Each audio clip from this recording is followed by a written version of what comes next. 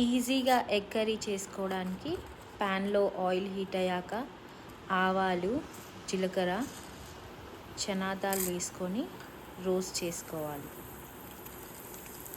తర్వాత పచ్చిమిరపకాయలు వేసి ఫ్రై చేయాలి. ఆనియన్స్ కూడా వేసుకొని మొత్తం మంచిగా తిప్పుకోవాలి. కొంచెం కరివేపాకు కూడా వేసుకోవాలి. ఆనియన్స్ ఇలా చక్కగా ఫ్రై అయిపోయాక అల్లం వెల్లుల్లి పేస్ట్ వేసుకొని ఫ్రై చేసుకోవాలి.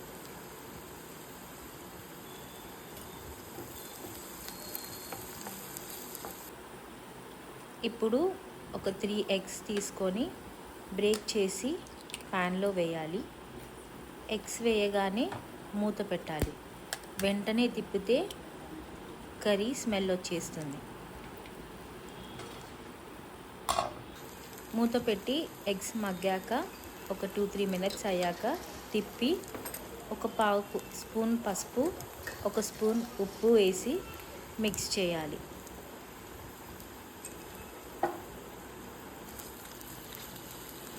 ఇదంతా ఒక 2-3 మినిట్స్ దాకా ఫ్రై చేసుకోవాలి. ఇప్పుడు ఒక స్పూన్ కారం వేసుకొని చక్కగా ఫ్రై చేసుకొని